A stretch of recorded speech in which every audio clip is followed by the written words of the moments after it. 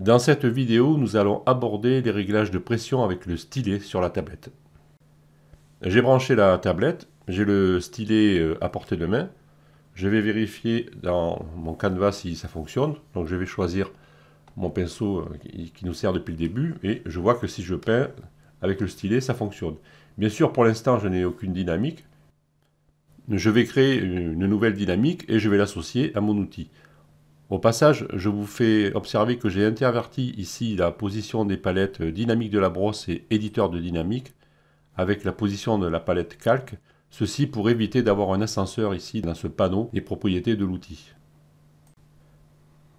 Je me positionne sur la palette dynamique de la brosse ici et je vais cliquer sur le bouton plus pour créer une nouvelle dynamique et je vais l'appeler pression 1 par exemple. Et je fais entrer. Ici, j'ai rajouté 2 tirets au début du nom pour les différencier des dynamiques qui sont prédéfinies avec GIMP. Imaginons que vous ayez encore la liste complète ici, ça vous permettrait de les différencier.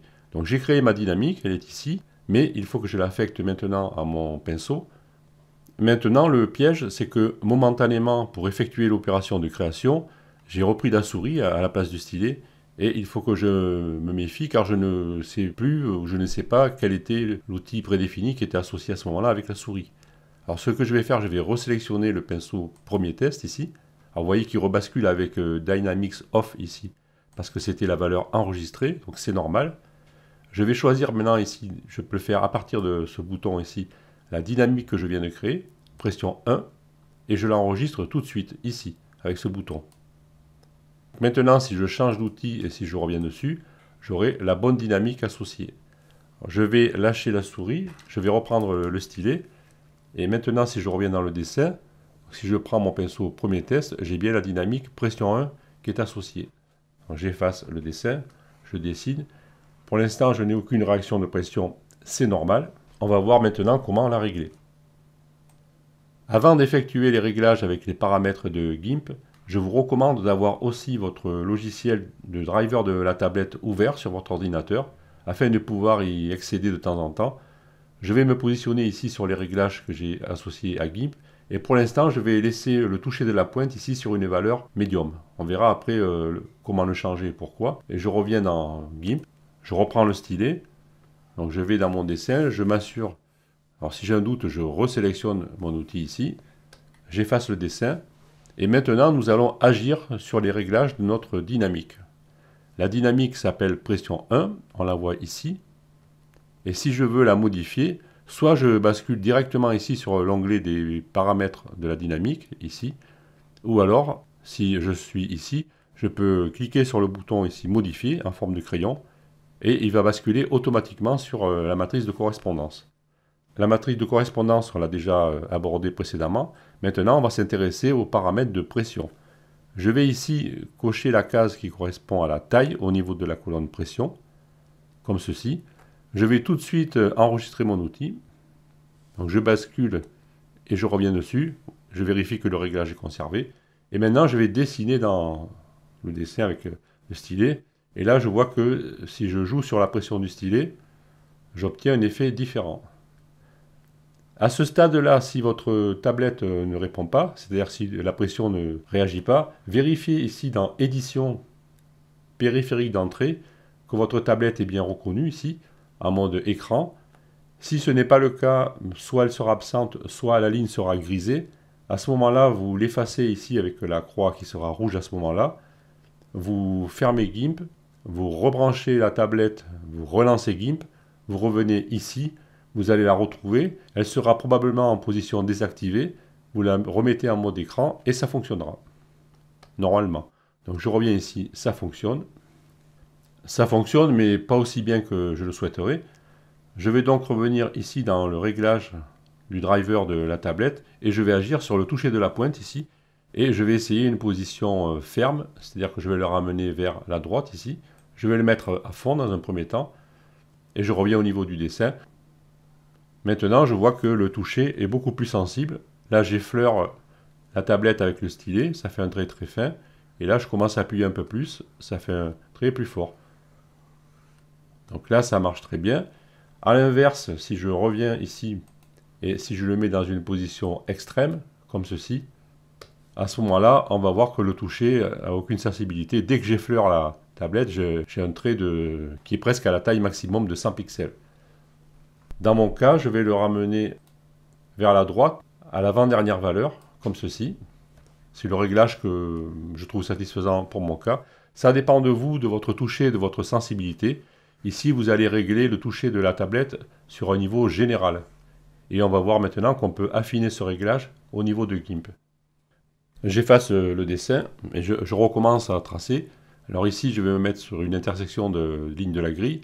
Donc si je trace ici quelque chose de très très fin, j'ai un trait assez fin. Et maintenant, si j'appuie très fort, comme ceci, presque comme un malade, voilà, vous voyez que si j'appuie très très fort, ma brosse va prendre la taille maximum de 100 pixels. Donc là, j'ai une courbe de réponse en fonction de la pression que j'applique. Mais on peut régler cette courbe de réponse au niveau de GIMP. Lorsque nous allons créer un paramètre de dynamique dans GIMP, nous allons associer ici dans la matrice de correspondance une propriété, ici la taille, avec un déclencheur, ici la pression. Et à chaque fois, nous allons pouvoir atteindre ici, dans cette liste déroulante, la propriété en question. Et nous verrons la liste des déclencheurs qui lui sont associés. Et chaque déclencheur possède une courbe de réponse. Alors là, il faut se méfier, car au départ, toutes les courbes sont empilées. Vous voyez ici que je vois une courbe rouge. J'ai l'impression qu'il n'y en a qu'une. Mais en fait, il y a une courbe pour chaque déclencheur. Si je clique ici sur inclinaison, vous voyez maintenant que la courbe va être orange. Et elle va correspondre ici à la couleur qui est associée à l'inclinaison. Donc méfiez-vous, lorsque vous allez agir dans cette fenêtre, ici dans ce panneau, avant de modifier une courbe, il faudra bien la sélectionner ici dans la liste en cliquant sur le nom du déclencheur. Alors je reviens sur pression et ici nous avons la courbe qui est associée à la réponse de mon stylet en ce qui concerne la pression. Maintenant nous allons voir comment on peut agir sur cette courbe. Je vais recommencer à dessiner dans le canevas ici. Alors je pars d'un trait très fin et j'augmente un peu. Et là j'ai l'impression que la sensibilité ne me convient pas. En fait, je voudrais pouvoir garder un trait fin plus longtemps. Et ça dépend de la façon dont je gère la pression sur le stylet. Donc ça dépend de moi-même ou de vous-même. Même si j'ai pris une valeur ici assez ferme dans les réglages de la tablette, je trouve que la réponse n'est pas comme je voudrais. Je vais donc agir sur la courbe. Ici, je peux rajouter, si je veux, des points dans la courbe. Il suffit de cliquer dans la courbe ici.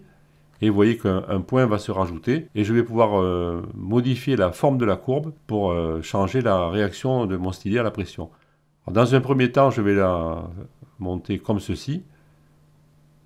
Là, je vais faire une courbe qui monte très vite. Vous voyez qu'ici, sur l'axe des Y, nous avons la taille et sur l'axe des X, nous avons la pression. Donc, si je crée cette courbe-là, je vais avoir une courbe qui répond très très vite. Vous voyez que là, à peine j'effleure et ça monte très vite. Donc, ça ne me convient pas. Je vais devoir faire l'inverse. Je vais reprendre le point ici et je vais le glisser vers le bas. Et là, je vais créer une courbe qui monte beaucoup plus lentement. C'est-à-dire qu'au départ, la taille va monter très doucement en fonction de la pression.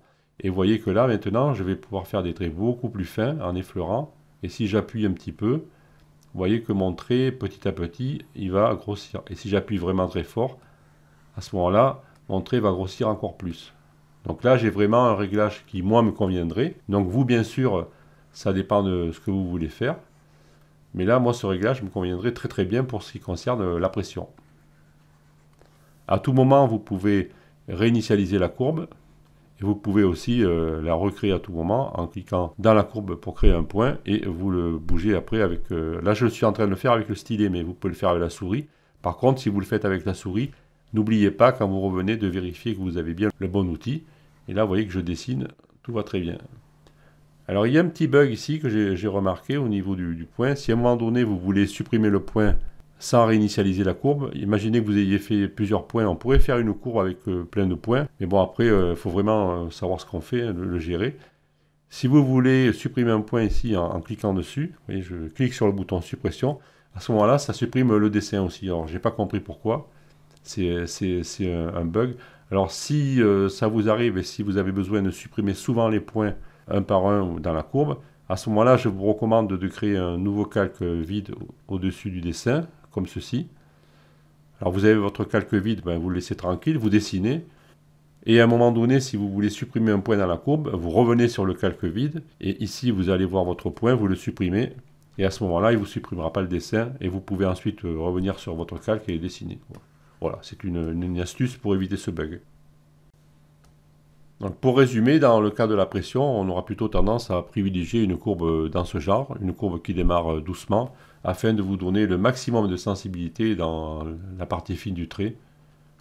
Car lorsqu'on appuie sur le stylet, on dose beaucoup moins la sensibilité que si l'on va doucement. Maintenant, nous allons revenir un court moment avec la souris. Je reprends la souris ici et mon outil. Donc je vois bien sûr que la pression ne réagit pas avec la souris, mais on va voir qu'on peut aussi quand même faire intervenir cette courbe au niveau de la souris. Par contre, à ce moment-là, il faut changer de déclencheur. Je vais décocher la pression et je vais reprendre le fondu ici. Et vous voyez de suite que la courbe grise ici du fondu se met à l'écran parce que j'ai cliqué sur fondu. Rappelez-vous que si j'avais cliqué sur pression ou vitesse ou direction, à chaque fois, on voit la courbe de couleur correspondant au déclencheur en question. Donc ici, je suis bien sur fondu. Et là, je vois que j'ai un fondu qui s'applique avec la souris sur une longueur d'estompement de quasiment 500 pixels ici. On peut la porter à 500 si on aime les comptes ronds. Et maintenant, je vais agir sur la courbe de fondu. Je vais reprendre une courbe lente comme j'avais fait tout à l'heure. Alors je reviens ici, je fais un tracé avec la courbe linéaire pour voir à quoi ça correspond. Donc on atteint la pleine taille au bout de 500 pixels. Maintenant je vais agir sur la courbe et je vais faire pareil, une courbe très très lente au départ. Je reviens ici. Et là je vois que la progression se fait beaucoup plus lentement. Au départ ici je démarre beaucoup plus lentement. Et de la même façon si j'inverse le sens de la courbe, je vais voir qu'ici, ça va démarrer beaucoup plus vite, voilà, comme ici. Donc là, on a le principe de la courbe qui s'applique aussi avec la souris. Par contre, on pourrait aussi faire une courbe avec plusieurs points. Alors, je ne vois pas trop l'intérêt, mais enfin, ça existe. Donc, je vous montre ici, je crée plusieurs points. Et je vais faire une courbe un peu biscornue, comme ceci. Et là, maintenant, je vais voir que la réactivité se fait. Vous voyez qu'on a une progression... on pourrait faire, c'est presque, on dirait presque un intestin. Si je rajoute ici la répétition en dents de scie, je vois que je peux pratiquement dessiner un intestin ou quelque chose qui ressemble, vous voyez, avec la souris, en jouant sur la réponse de la courbe, comme ceci.